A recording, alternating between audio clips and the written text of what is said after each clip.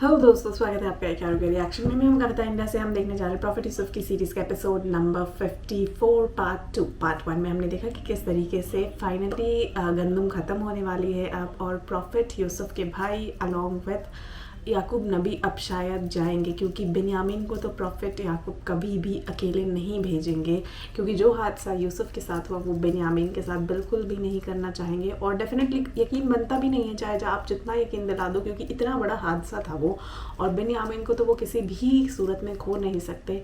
वहीं उन्हें ये भी शक है कि क्यों गंदम के ज़रिए बेसिकली मिस्र के जो अजीज़ मिस्र हैं बेसिकली, यानी प्रॉफिट यूसुफ हैं, वो क्यों इनकी फैमिली को बुलाना चाहते हैं और क्यों सामने से दावत दी जा रही है। तो ये डाउट बहुत ज़्यादा है कहीं ना कहीं।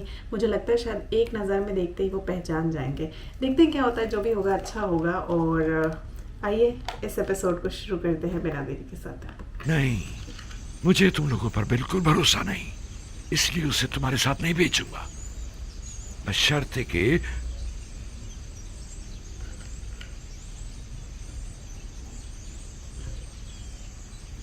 आपकी जो भी शर्त होगी हमें कबूल है, बशर्ते कि खुदा को हाजिर और नाजिर जानकर अहद करो और खुदा के हुजूर में कसम खाओ कि बिन्यामीन को सही सलामत वापस लेकर आओगे। अहद करते हैं। हुक्म से हम वादा करते करते हैं बाबा। हाँ बाबा, हम वादा करते हैं। हाँ, हम वादा करते हैं। हम कॉल देते हैं बाबा। याद है ना कि मेरी बद्दुआ ने माबद और ईस्तार और काहिना ने माबद का क्या अजर किया था। नहीं, इस तरह नहीं। तुम सब यहां आकर बैठो और बारगाह खुदाबंदी में हाथों को आसमान की तरफ बुलंद करके सब कसम खाओ। आ जाओ, आकर बैठ जाओ।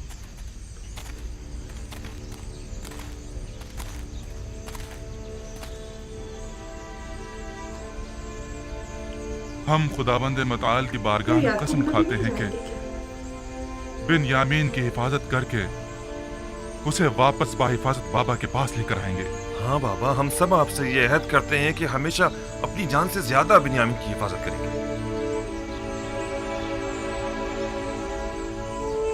हम सब तेरी बारगाह में और तेरे पैगंबर के महजर में अहद करते हैं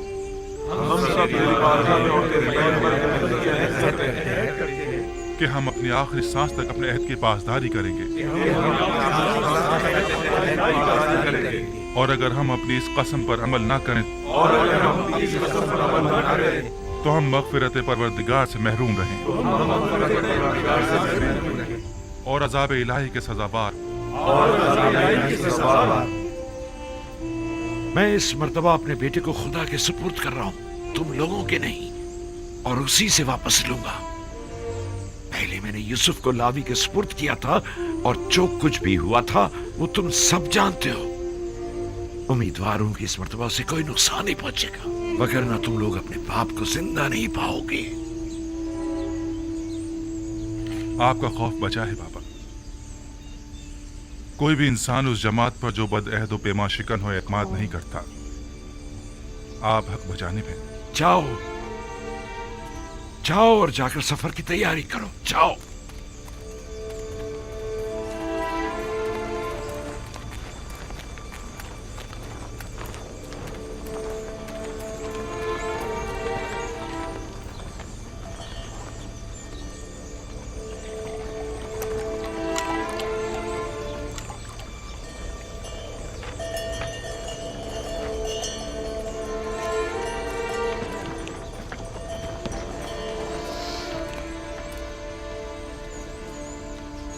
जो सिक्के गंदम की बोरी से बरामद हुए थे उन्हें रख लिया। रख लिए हैं माँ, आप फिक्र मत करें। गुम ना हो जाएं, वरना अजीज मिस्र तुम लोगों को चोर समझेंगे। बताया ना, संभाल कर रख लिए हैं, परेशानी की कोई बात नहीं। हाँ, परेशान मत होइए। पिछली बार तो हमारा हुलिया कुछ मुनासिब ना था। हमें क्या मालूम था कि किस्मत में अजीज मिस्र के मेहमान बनना लिखा था। ये कैसे मालूम कि इस बार भी वो आप लोगों को मेहमान करेंगे? जब तक वहाँ नहीं पहुँच जाते कुछ नहीं कह सकते। इस बार अजीज मिस्र हमसे मिलकर बहुत खुश होंगे।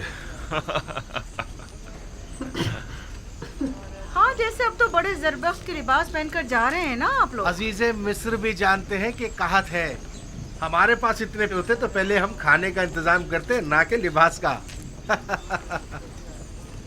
खुदा निगहदार, अपना ख्याल रखना। खुदा निगहदार। हम रवाना होंगे। खुदा निगहदार। खुदा निगहदार।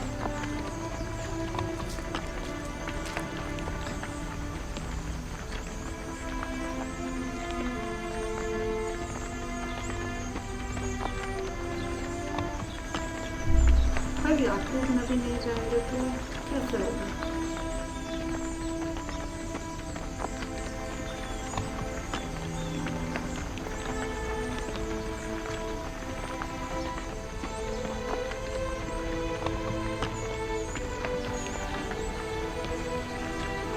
सलाम बर नबी खुदा।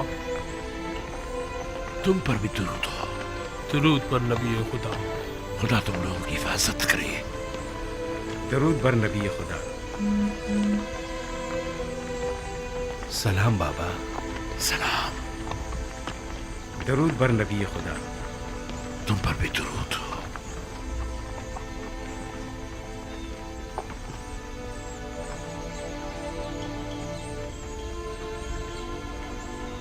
दरूद बर नबी खुदा।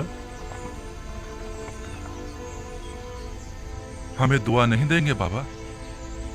खुदा तुम्हें अपने हिफ्ज़ अमान में रखे। नहीं मालूम क्यों मैं तुम लोगों के लिए बहुत फिक्रमंद हूं। अभी बिन्यामीन की फिक्र दामनगीर है। नहीं, इस बार तो मुझे तुम सब की फिक्र हो रही है। लगता है कि अज़ीज़े मिस्र के ज़हन में कोई मंसूबा है। बाबा, क्या आपके ख्याल में वो कोई मज़मूम मज़ाहिम रखते हैं? अगर ऐसा है तो आप हमारे बच्चों को इस सफर पर क्यों भेज रहे हैं? नहीं मालूम कि वो क्या इरादा रखते हैं। मुहतात रहना होगा। कैसी एहतियात बाबा? अजीज मिस्र यूजार सिर्फ तो जो चाहे वो कर सकते हैं। ऐसे में हम क्या कर सकते हैं? इतना तो कर सकते हो कि अजीज मिस्र से आमना सामना ही ना हो। ये मुमकिन नहीं बाबा। सब हम 10 भाइयों को पहचानते हैं। और दरवाजे के मामून तो खास तौर पर।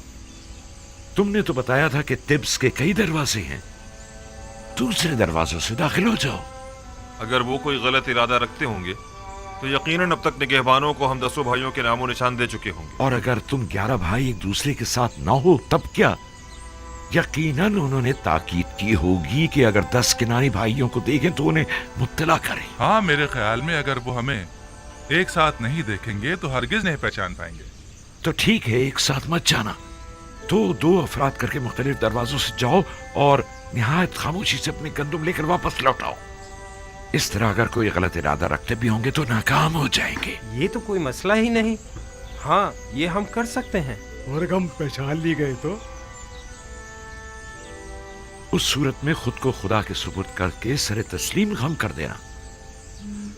उम्मीद करता हूं कि बखैर और आफियत लौटोगे। अपना ख्याल रखना, बिन्यामीन की हिफाजत करना। अब हम मजीद किसी रंजो मुसीबत के मुतामिल नहीं हो सकते।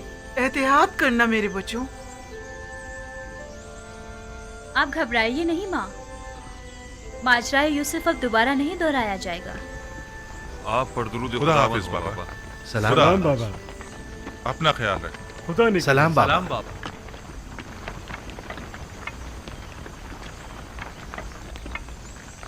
आप परेशान मत हो बाबा। खुदा ने चाहा तो कुछ भी नहीं होगा। अपना बहुत ख्याल रखना मेरे बच्चे। यूसुफ के बाद अब मुझ में तुम्हारी दूरी बर्दाश्त करने की सकत नहीं है। आपने मुझे खुदा के सुपुर्द किया है तो फिर परेशानी की कोई बात नहीं। अपना बहुत ख्याल रखना मेरे बच्चों। जरूर खाला जान, जरूर। मुझे माँ कहो बिन्यामीन, तुम तो मुझे अपने बच्चों से ज्यादा अजीज हो। जरूर मादरे जान, मैंने हमेशा आपको अपनी माँ की तरह ही समझा है। जब से दुनिया में आँख खोली है अपनी माँ की जगह आपको देखा है। यकीन जानिए भाई लावी और यहूदा से कहीं बढ़कर मैं आपको चाहता हूँ। खुदा निगहदार, खुदा निगहदार।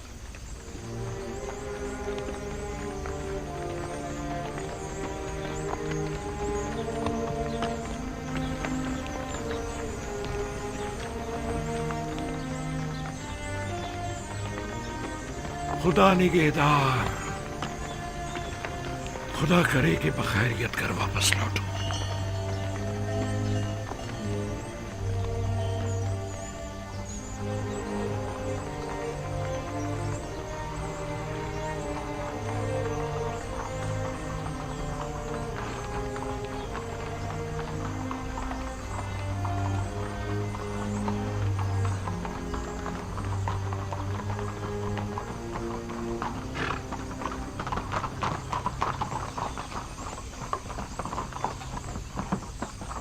दुरूद खुदावंद हो तुम पर। अजीज मिस्र की करम नवाजी है। वो 10 किनानी भाई याद है ना जिनकी खातिरदारी की थी? जी जी जनाब, मुझे याद है। वही ना जो आपके पहले मेहमान हुए थे। हाँ, वो जैसे ही आए फिलफौर उन्हें मेरे पास लेकर आना। कहना कि अजीज मिस्र को आप लोगों से कोई जरूरी काम है। इताअत आली जनाब, जनाब मालिक पहले ही मुझे ये हुक्म दे चुके हैं। जनाब अजीज मिस्र का फरमान पहले ही पहुंचा दिया गया है। इत्मीनान रखें, उन्हें खिदमत में पेश कर दिया जाएगा। हरकत करें।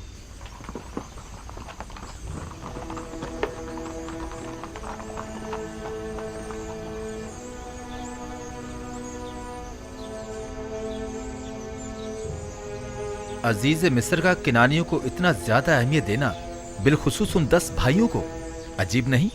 हाँ, खास तौर पर उन्हें अपने कस्र में मेहमान करना।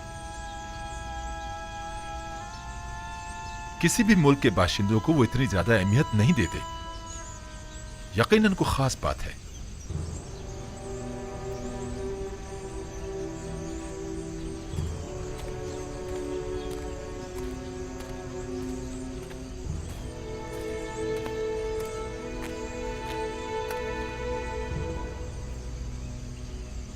बाबा, यूसुफ के उस सख्त तजुर्बे के बाद आपने बिन्यामीन को भाइयों के साथ क्यों भेज दिया?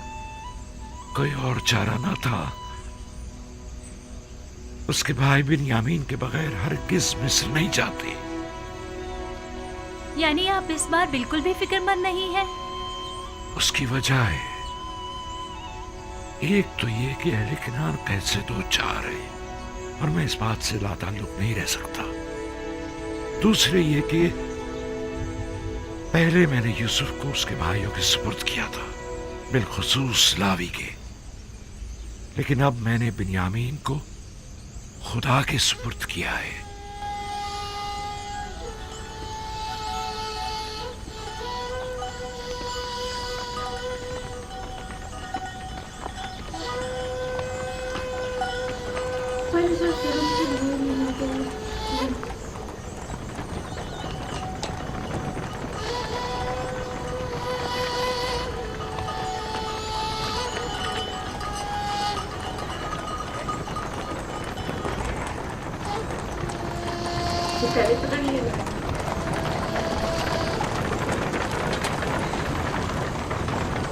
इधर इस तरफ आ जाओ बाबा के नूरे नजर।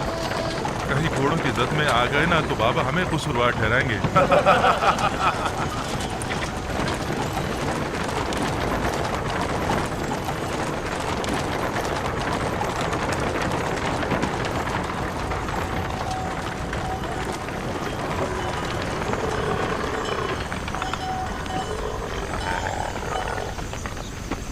वैसे तुमने और तुम्हारे भाई ने ऐसा क्या किया है जो बाबा इतना ज्यादा चाहते हैं तुम दोनों को? बाबा तो मेरे बाबा हैं। अलबत्ता अजीज मिस्र बिना देखे ही मेरे इतने गर्विदा क्यों हो गए? वैसे भाइयों की फ्रेंडशिप बॉन्ड अलग ही होता है, इट्स नॉट कंपैरेबल।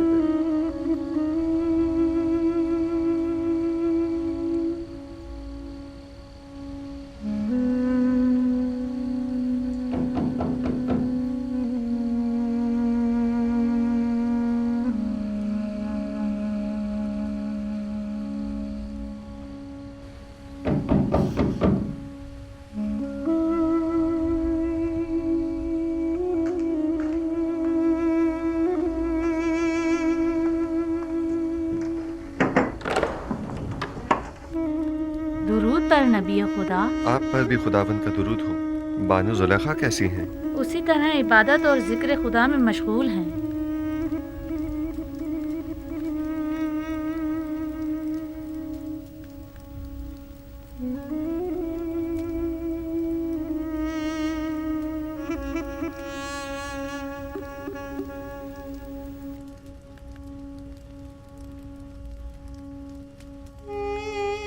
आपको याद है मैंने आपको कहा था कि मैं जुलेखा से हसद नहीं करूंगी।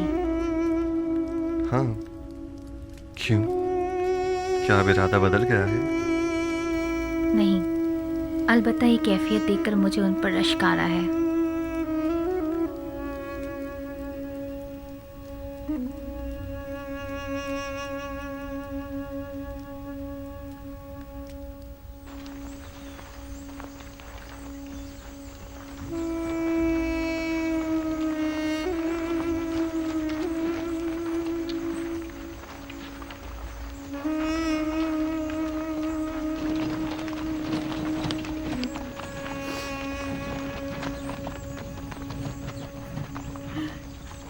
सही है। वैसे भाइयों की फ्रेंडशिप बॉन्ड अलग ही होता है यार, इट्स नॉट कंपेरेबल। क्या हुआ, क्यों रुक गए हैं, मसला क्या है? मेरा ख्याल है कि बाबा की हिदायत ज़ेर गौर है। याद है ना कि बाबा ने कहा था कि मुख्तलिफ दरवाज़ों से दाखिल होना।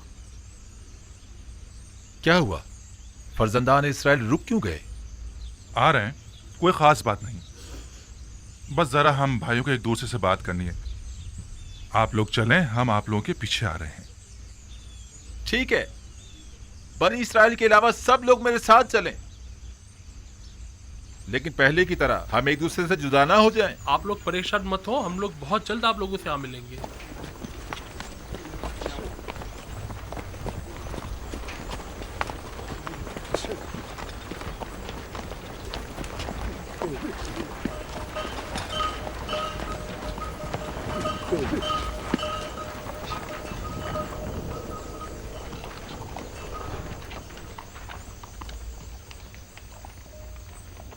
बाबा की नसीहत याद है ना सबको?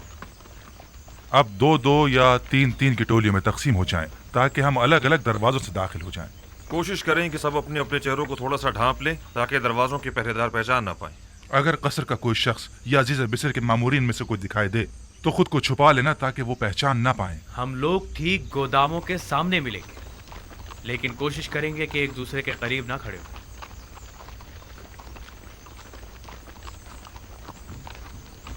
कारवां वाले जरा आगे निकल जाएं, इसके बाद हम लोग चलेंगे। अब हम तकसीम हो जाते हैं।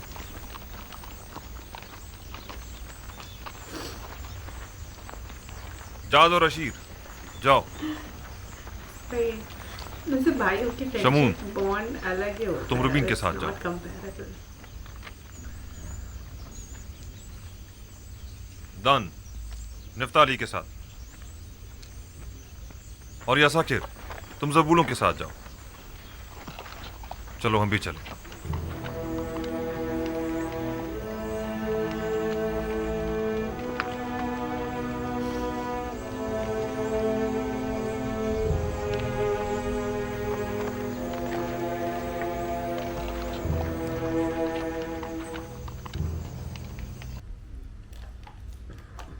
तो दोस्तों फाइनली उनके भाई जो हैं वो मिस्र पहुंच चुके हैं, लेकिन उनके बाबा के दिए हुए सलाह के मुताबिक उन सब ने अपने आप को स्प्लिट अप कर लिया है। और इसकी वजह से अब देखने वाली बात यह है कि क्या मिस्र के लोग, मिस्र के सिपाही इन 11 भाइयों को पहचान पाएंगे कि नहीं।